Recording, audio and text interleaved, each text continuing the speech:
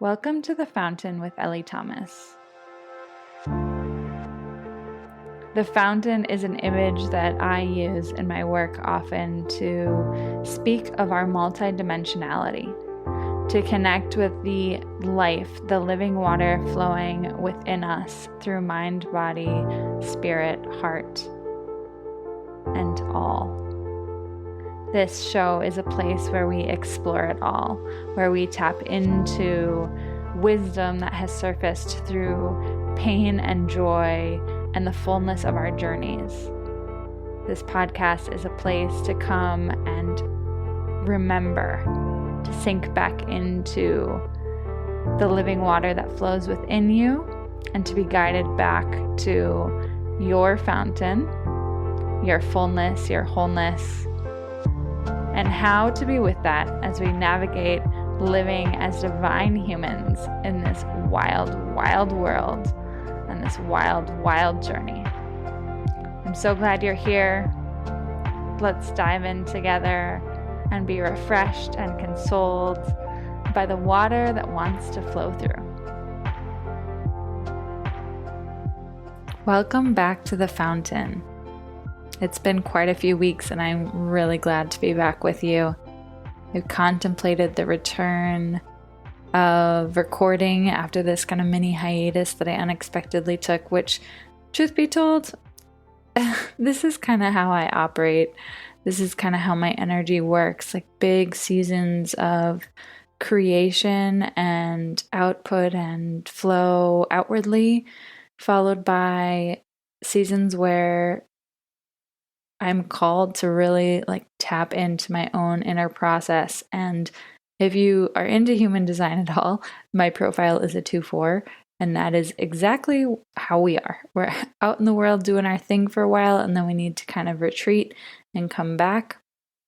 And I've always kind of had this rhythm.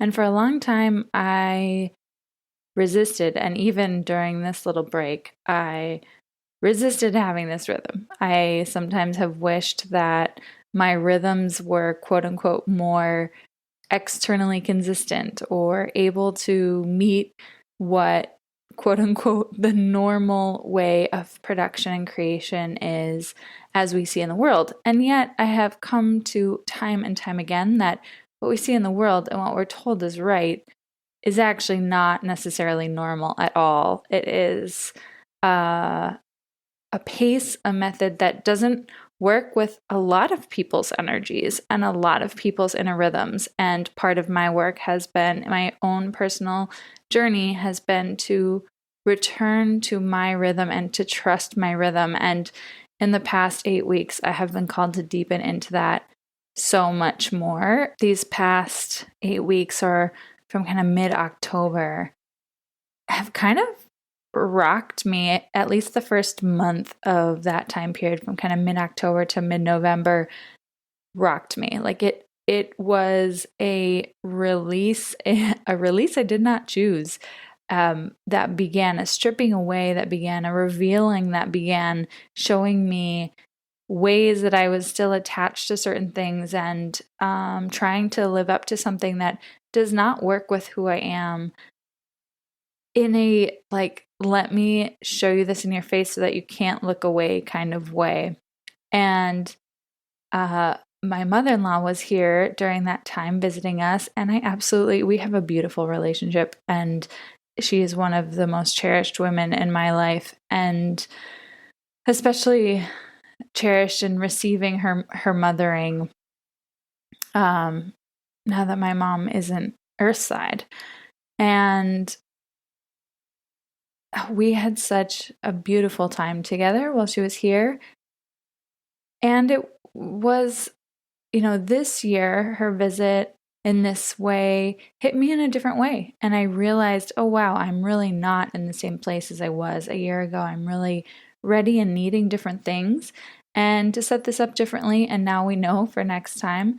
And at the same time, it was such an incredible teacher. Her visit was a teaching for me that just, as I said earlier, kind of showed me straight in the face, you are ready to move beyond these kind of limitations that you're putting on yourself. And then she left, and I was, of course, really sad to see her go, and also really looking forward to a few down days to recoup and to reconnect with my husband and to settle back into a new routine. And November was just starting. And Sunday night of the first weekend in November, we're about to step into our first full week of November. And my husband begins to feel really sick, and the next morning test positive for COVID. And all of November, we had COVID as a visitor and another teacher moving through our house. First him, and then me, and then the long up and down recuperation of that. Basically through the end of Thanksgiving, and my first kind of normal week of November was the last 3 or 4 days of November. So December came with a vengeance and also a softness, and was just like, whoa, how are we here at the end of the year already? This is wild. And in the past few weeks, I have been sitting with, contemplating, meditating, releasing even more, becoming into more connected relationship with what was happening to me in those kind of mid-October to mid-November, and what was being stripped away and revealed to me. And I feel like I was slapped in the face a little bit, even though I wasn't, and then asked to just get humble and submit to the process. And COVID helped with that. Being sick doesn't really let you do much more. And whoa, COVID is a whole nother beast. This was our first time having it, so it was a new experience. And in the process of the stillness that I was called to through first being sick, and then very called to mentally and spiritually, I just stepped into new understandings. And then from that, the last month has been an incredible exploration of these themes that I was noticing that were coming up. And I had noticed them in October, but I hadn't slowed down enough to really process and move with all of the shedding and to get intimate with it. I was moving at a pace and just didn't have the space for it in that moment. And wow, I feel kind of like I'm being born again. This week is my first week of really moving with this new energy in a more integrated state. These past few weeks, I've had sessions with mentors and, tons of time in silence, and just all of this beautiful, like, focused, I'm not ready to move from this place. There's more to seep into here. And even the calls that I have facilitated with my own clients have been such teachers and teachings for me. It's been, now that I'm coming out of it and resurfacing with kind of this new vision, new energy, new connection, and I will potentially share more in detail soon, but I'm still in the process of bringing it through, but I feel this incredible relief and clarity. And also, there at the beginning of this process, there was so much grief to be with and allow to move through. And now I've been going through literally the five stages of transformation that I talk about in a previous podcast. If you haven't listened to that, definitely do. It is just like this incredible channel template that can help you probably put a framework to what you're moving through. And this time it was so cool to move through this process with so much awareness of that, and to be like, well, here I am in this stage, and I'm deep in the void, and one day I'm out of the void and one day I'm back in the void. And I could really feel how this process was, as a mentor said to me, like, my own work was teaching me and was deepening me into my offerings and what I represent and present to the world. And many challenging moments, many moments where I'm like, wow, I feel forever changed. And it's been fascinating to watch as I've come back and made space for new creative energy and new ideas to come through and new guidance. It's been really cool to see how a lot of the things that are coming back are actually at the core, or the original core and the original essence of what Ellie Flow was and what I was originally called to create and share when I began transformational coaching 3 years ago. This was about more than 3 years ago. More than 3 years ago, about, I guess it'll be 4 years ago in a month, is when I started my transformational coaching journey in as a student, and I will be a forever student. But this is when I began my certification, and really this opening happened in January of 2020 for me. And so much shifted from January 2020 until October and December 2020, and then moving into the year that my mom died. And so much has been like this underground process. And at the time, I was coaching through the Well Together Collective, which was just such a special offering that my friend Sarah and I co-created together and ran for like a year and a half. And that was just some of the most divine and magical community and coaching.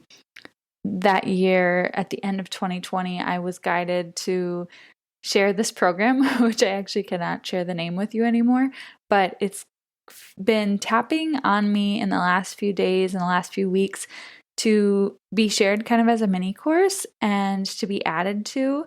And I've just been in awe of watching the process of, oh wow, through my own processing and stripping away of what I wanted things to be, what I thought they needed to be, like very much from egoic is not quite the right word, but very much from a cerebral and at sometimes survival mechanism place. I'm being stripped back down to like the core essentials of what this work is for me and why I was called to it and what I hold space for and what I am here to guide people through and into transformation of. And the last few years have only added to that, but it's like this incredible, cool thing. I feel like I'm being kind of drawn back into the core essence of, again, what Ellie Flow is, like what my offering is, but with so much more wisdom and so much more capacity and so much more depth than I could have ever known was to come when I began this process. So I just feel incredibly like, wow, seeped in trust and exploration and awe. And I feel so excited to walk into the new year with this new energy. So this week, as I'm recording this is the week before Christmas in 2023. This week is so interesting. If you live in the US or in a place that is in winter and celebrating Christmas, and of course, if you live in the summer too, but I personally have lived in summer Christmas places in South America, and it is a totally different vibe. It's beautiful, but so different. And so I'm not sure what this week feels like down there right now. And here I'm noticing like this interesting activity, anticipation, excitement, busyness. I'm just, every time I walk out my door, witnessing this kind of buzz and also this sense of we're not quite there yet. Like there's this big anticipation of Christmas, and yet it's almost a full week away still. And it's a really odd and interesting thing. And also, I'm beginning to tap into lessons and invitations that are available to us right now as we end the year and begin to look at this next year, as we begin to look at if you're in a winter-filled place, moving through winter, or if you're just moving with an internal winter season, and also times of transition. End of years and beginning of years are massive times of transition. And this is often totally missed until we hit January, because if you live in a country or a continent where there's a big buzz around Christmas, or if there is any buzz around any holiday in your culture, it's the busyness kind of keeps us numb from the transition, keeps us disconnected from this huge transition that we're walking through, this huge ending of what has been a monumentous time in our lives. I believe that almost exponentially, it feels like every year is just feeling more and more monumentous and potentially even more and more overwhelming as we progress in linear time. Who knows if that's even a thing? Probably isn't. But you know what I mean. As we progress in the calendar years, and especially post-pandemic, I feel like every year just carries a heavier weight. And there's so much more that we're being asked to open to and live with and commune with. And moving through holiday seasons often kind of clouds this process of ending and bringing to completion anything and everything that we've moved through this year. So for me personally, this year has been really a different kind of challenging. It hasn't been a year full of challenge that is explainable necessarily or even tangible, and yet there's just been this underlying, consistent, challenging aspect to many things. And part of me really hated that and really wanted something different. And I felt like we had in our family or in our partnership with my husband these seasons of just really kind of being brought to our knees, and then these moments of respite. And then we'd have a little bit of respite, and then we'd be brought to our knees again. And then repeat. And so as we come to the end of the year, we've really had this beautiful conversation in our marriage about recognizing this year as having been a not consistent, but very present sensation of inner winter. Desires for things to move outside of us and to change in ways that we don't have control of and haven't seen. And also sitting with the sometimes frustration or the hopelessness or the depletion of that. And also the call to simply take good care. The call to slow down even more. I don't live a very hectic life anymore, but the call to slow down continues to come no matter how slowly I live. And the call to just connect with what's here and what is present. And recently I've been called to just tap into the wellsprings of vitality that are alive no matter what the season. And this morning I was walking through the park on my morning walk with my dog, and there's this creek that runs through the park, and we walk by it pretty much every day. And yet somehow today I just was focusing on sensing into feeling, receiving the vitality of the park despite being in winter. And the creek is just trickling away. And it's those like soft bubbles of vitality, even in these seasons of disillusionment, grief, pain, fear, frustration, tiredness and exhaustion, depletion. I personally feel like I'm coming out of a kind of spiritually depleted place after the restoration of these past 6 weeks, 8 weeks, and this journey that I moved through. But I can definitely say that I was tapping into a much more depleted place than I like to get to. And part of it was from things that I don't have control over. and just a series of circumstances that require complete slowing down in order to metabolize and then receive the restoration that can come from that metabolization. So first of all, I invite you, if this resonates with you, to just tap into and listen for what are the bubbling brooks of vitality that, despite the season that you are currently living, might be humming away or bubbling away, present, that in the distractions of our mind, of our world, you maybe haven't been able to notice and receive from. Secondly, something that came up this week with a client is a really beautiful reconceptualization of how to move through time periods of transition and through seasons of winter, whether they be inner winter or outer winter, with some momentum and a sense of being contained, a sense of structure. I was calling it non-invasive structure, but I'm going to call it fluid structure, that instead of importing a way of being or something that you need to meet or check the boxes of in order to keep going, fluid structure, as I've lived it and experienced it, comes up from underneath us and just boosts a little bit, just offers enough support to keep things flowing and to not feel stagnant and completely stuck.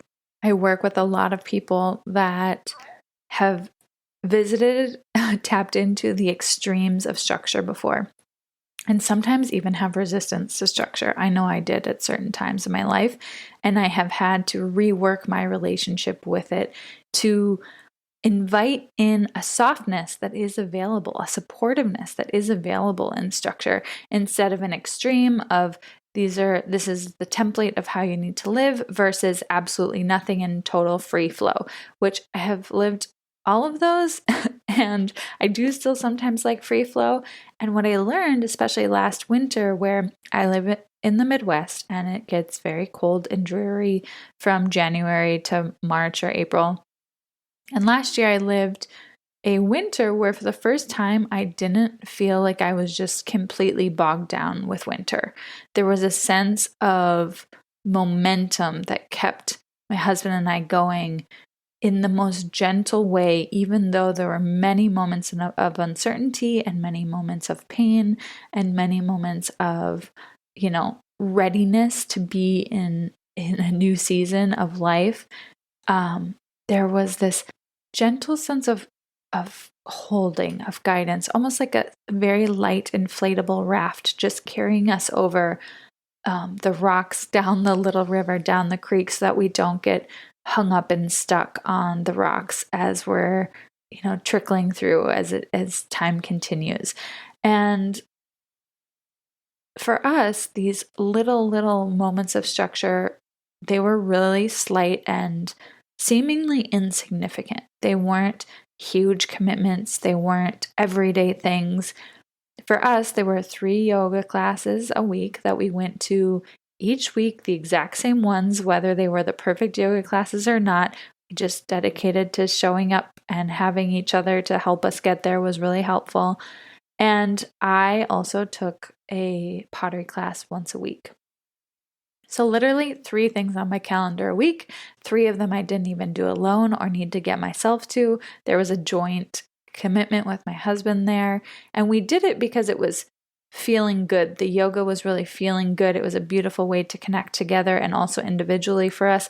And that just kind of formed out of a natural state for us. And the pottery was something that I began exploring about a year ago and started to get into, but once a week for 2 hours on a Thursday night, I would go to the studio for a class, and it taught me so much. I will share contemplations of learning pottery in another episode potentially, because it really taught me so much about the process of creativity and creation and just showing up to whatever is there each time, no matter how far along you want to be or think you are, and just trying to put those expectations away and being present with the next step you're called to do to bring something to completion.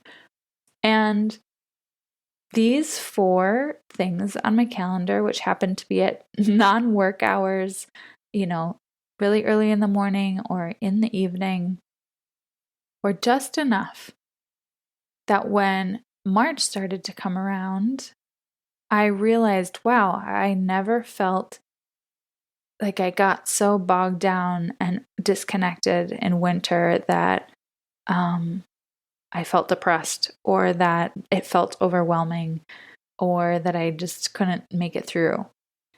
And I began to explore what this sense or this option, this possibility of allowing structures to hold and carry me with softness, potentially, if you're into this exploration, with some very divine feminine energy, divine feminine and masculine energy moving together instead of potentially imbalanced masculine energy coming in and really implementing a structure that doesn't feel good. This was the reverse. It's like from the ground up, from the foundation. It felt like, every time I think of the visual, it's like I'm standing on the ground and this structure just wants to lift my boots off the ground a little bit to make it a little bit less hard when I step down every time.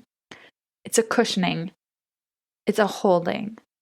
And in the past few days, since having this conversation with my client about how maybe in the season of transition for her, these types of things might be able to help support her, I was called to think about the importance of sinking into the felt feeling when we do this, because so much structure comes from a cerebral place or from a worldly place and not from deep within. And the structure we're talking about here is this, the energy of it is like, again, it sprouts from within. It sprouts from underneath us. It lifts us. It is not heavy. It does not come from somewhere else and land on top of us. Or land around us, and we need to work with it. This is the opposite. And in order to really lean into the question of what might feel really, really helpful in this season, in this way, I think it's important that we explore, first of all, that these things are not probably going to come from our mind. These things are probably already alive in our life and just need some recognition and just need some pinpointing and saying, oh, wow, yeah, this type of thing actually is already there. How can I sink into the support it offers me and use that energy to sense into what might feel really good to implement or to ask to support me in these next few weeks or months? And so one thing that I offered to her was, we meet for our sessions every week. And I'm assuming that those are extremely supportive for her.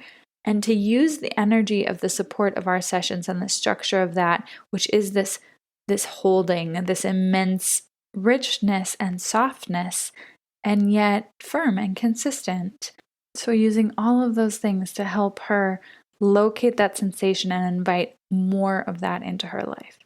And so as you might be, coming up on the adrenaline of the holidays and the culmination of holiday things as Christmas approaches, if you celebrate, and if not, celebrating New Year's or something else, we're also entering into more recognition of this transitional time as we move from, I feel like even if you don't celebrate Christmas, the date of Christmas marks a shift in the cultural environment of many places. And that week before Christmas and New Year's often feels like this floating week of spaciousness and spacelessness or timelessness. And it begins to introduce us to the decrescendo of the year and begins to move us into the recognition and awareness of the transition that we're moving into. And I'm curious, as you sink into this and connect with this in your own body, in your own pace, in your own rhythms over the next few weeks, what are the things that already can't feel like they're coming from the ground up and supporting you in richness and softness and completeness and yet consistency, that you can sink into and be with that energy or that frequency, and then ask, what other things can meet me in this way to help hold and carry me as I transition into 2024? And if you're wanting some support with this, or just the movement out of this year and into the next, and maybe there's a lot of desires stirring and a lot of hope for what's coming, and yet this year has been big and hard, or big and challenging, or big and wonderful, but there's just a lot to metabolize and process still, I invite you to do two things, or both of these things. One is I am hosting a welcoming in the new year type workshop where we will have space to fully sink into this transition and be in the transition actively. We will spend time really connecting with what 2023 has been, really remembering it, receiving it, allowing it to sink in. We will have space to journal. I will just guide you into connection with what's there, and we will invite in release through writing, through movement, through any other type of creative expression that feels good to you. And then we'll take space to sit in the in-between, the nothingness. And then as that kind of purifies us, that emptiness after the release is so special, as I'm sure you've heard me talk about before. We can begin to tap into and tune into what is coming in 2024, what's pulling us forward, what's coming to us and asking for attention as we move into the next year, what's igniting new life in us, what's asking for surrender or tenderness, etc. So I'd love for you to join me for this welcoming in the new year, releasing the old workshop. You can find all the info to sign up for that. It will be $44. You can get it all in the show notes and sign up there. And secondly, every year, well, every season really, I spend some time with the structure of my business and how it feels good to be showing up and offering in terms of one-on-one support. And in the past few weeks, it's been really clear that a 3-session package that is pretty different than what I have offered in the past year be available. And so there's 2 ways to do this. If you know you're ready to work with me for just 3 sessions, I also work with people for long periods of time, like anywhere from 3 months to a year to multiple years. But if you know like, ooh, I just want to work with Ellie for these kind of 3 sessions that can really help me think deeper, process more, find more clarity, understand more of my energy, kind of unite with myself more and my path more in either a specific place in my life or just in a shorter time frame, I am offering 3-session packages, and these need to be used within 1 month's time. And there are 2 ways to work with that. One is if you've never worked with me before and you feel called but you want to kind of explore it before you commit to anything more, I have a special 75-minute session for $125 that allows you to get the fullness of a session and also to ask me questions about this work, for us to get to know each other more, to make sure this is the right fit for you and for me, and to just explore what's coming up. Maybe you feel the call, but you're not even sure what it is that you're needing help with. That's a really common thing. Like, I feel called to this, and yet I don't even know what's here. This is the call that will help you sink into that. And then from there, we can figure out what the best way for you to move forward, if that feels good to both of us, is. And so if that's a 3-session package, then we'll move you into that. If it's a longer package, we'll move you into that. And that's a really rich and beautiful starting place for one-on-one work if you're curious and called and yet not even sure what's there to uncover. We will do the uncovering together. I will guide you through. Those are just such beautiful, beautiful sessions. Also, if you have been listening, or if you've worked with me before, or you've just followed my work for a long time, or my own journey, and you have felt like Ellie is here to offer me something, and I am here to work with her in some capacity, and the 3-session feels like the perfect thing for you, you can go ahead and just purchase that on its own without needing to do a kind of exploratory session. If you're ready to just dive in to everything that is there, let's just get started. And so I will have the links for all of these options in the show notes, and feel into what feels best for you. I have the sense that there's a lot available at this time of year for many of us, and I would love to support you. So I am so happy to be back with you. I feel like I'm starting a new mini season from an even new place within myself of sharing with you and teaching and exploring all that comes along on my path and the path of those that I work with. And I plan to be back to a weekly pace. If I'm not, it's probably because there's just something else that I need to sink into and work with so that I can bring more through. But I'm really looking forward to sharing episodes again. I would love to hear from you. What have been the most influential and powerful episodes for you so far of the show? And also, could I ask you a favor? Could you please take a moment before the end of the year to rate and review the show? Share it with somebody that you think might connect with it. It's okay if they don't, but I would love for you to share it. I know that this show is deep and potentially not operating in the same world as a lot of people. And yet I know that there's so much here for so many people. And I would love to continue to allow it to touch the hearts that it's meant to touch. So I would so appreciate your rating and review. And also I would love to hear from you on what it has meant to you so far, and be so honored if you could share it with somebody that you know or love that might be supported by all that I do here and everything that is offered through the fountain. So I am wishing you a peaceful end of the week, and I am looking forward to staying in connection and growing with you as we move into 2024. I will be back with you soon.